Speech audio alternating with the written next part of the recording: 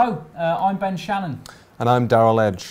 It's 2013 and it's our job to bring you all the news first. Ooh, tasty bit of news.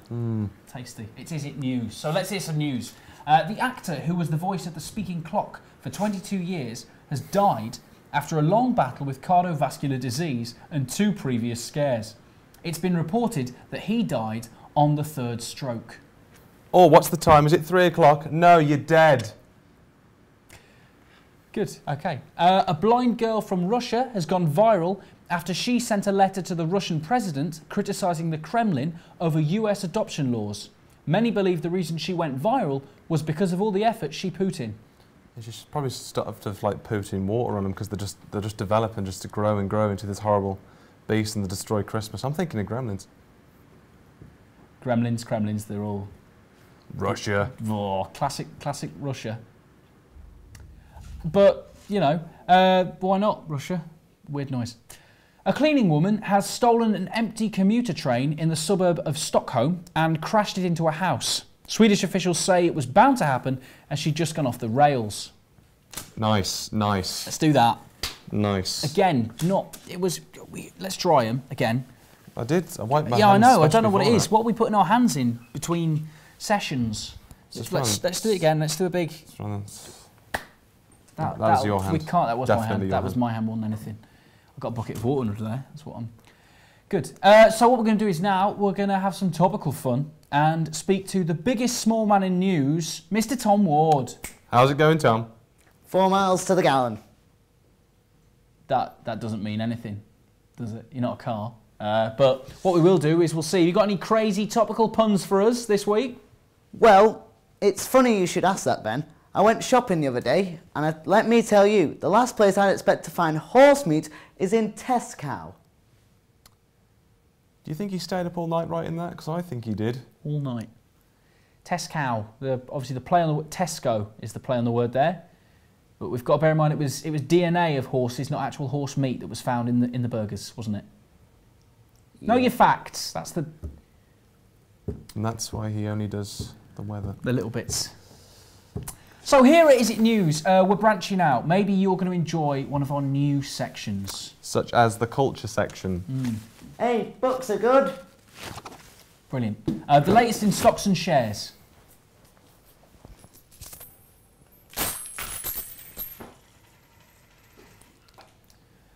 You better tidy that up. Yeah, you better. And sport.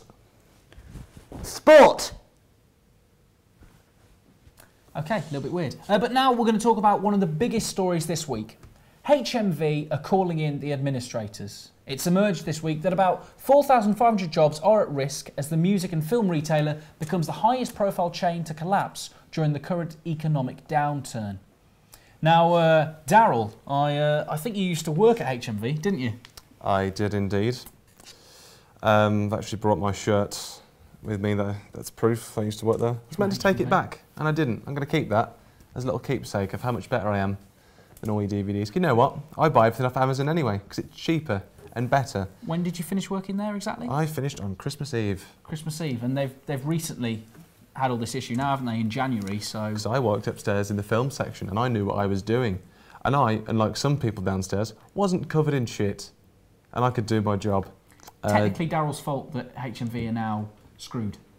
I only made one till discrepancy and cost the store £20, but that's neither here nor there. I like to imagine you were then going to say like 60 billion. That would have been brilliant. Just so many copies of Christmas with the Cranks down the drain. It's an approximate figure. There could have been, probably was more. Brilliant. Thousands have lost their jobs mainly due to Daryl. But, you know, that's HMV and we'll see what happens. That's mainly for HMV, so enjoy that. Embrace it. Go fuck yourselves. That as well. See you down the job centre, you pricks. Should we move on? Yep. Yeah. Here at Is It News, we do our best to cover the biggest news stories that affect your everyday lives. Slick. A recent study has shown that the letters Z and Q are far easier to play in the popular family board game Scrabble. Now, all Scrabble players know that Q and Z are the highest scoring tiles in the English language version of the game. But according to one American researcher, Z really only deserves 6 points. I am an American researcher, and the letter Z only deserves 6 points. The letter Z and its accomplice, the letter Q, have been ranked at 10 points for far too long. The word quiz had a basic score of 22, when in reality, it shouldn't be getting anything over 14. USA! USA! By the way, USA has a score of 3 points. USA! USA! Oh, say, can you see? 25 points. By the dawn's early light, 64. What so proudly we hail a fantastic 104 points. I need new pants. Are we really doing a story about the value of Scrabble tiles? Yeah, we're gonna do a story on the value of Scrabble tiles. What's wrong with that? Well, it's hardly life or death, is it, Shannon? You know. Scrabble probably is life or death. Think about it. Oh my God, 7,000 points. But that's enough about Scrabble. I'll tell you something, isn't it cold? Ain't it cold? Ooh, ruddy cold, isn't it? Oh me, I'm so cold. Are you cold? I'm cold. He's not warm. Ah! So it might be cold now, but we're wondering about the weather soon. So let's ask Tom Ward, the midget who knows all about clouds and that, what's going on outside? People hit me. No, the weather, Tom. What's going on with the weather? Oh, it's cold. Snow's bad. The snow's come in. The weather outside is frightful. Even igloos are going away for winter sun. On the way into the studio today, I saw a snowman on an EasyJet flight to Gibraltar. All inclusive. What about the roads, Tom? Oh, they're still there. Why do we even have him here if he's going to be like that? He threw his pay on the floor. All 15 pence of it. Thanks though, Tom, for your up-to-date weather reports and insights. Hey, how was your holidays? You have a good Christmas? Yeah, went to my nan's. Did you get a present offer? No. Do you even have a nan? Yeah. I think she's just an old lady who lives down the street. Are you just visiting a random old woman, Tom? Did you go in through the door or the window? Because if it was the window, that's breaking and entering. You can't just put on a Christmas hat and think it's going to be all right. Yeah, and a bag that says swag on it, because that's weird. You're the Hamburglar, if anything. He's the tiny Hamburglar. You told him. Yeah. Did you actually get any presents? What was your best Christmas present?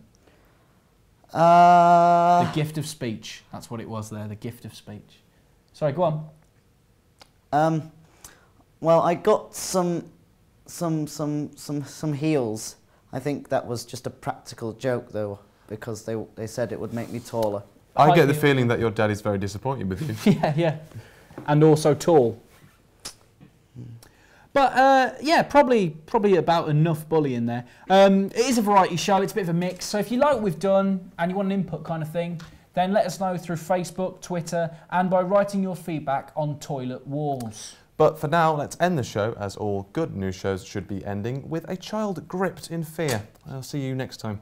Thank you for watching. Look after yourselves. Goodbye. Whitewood.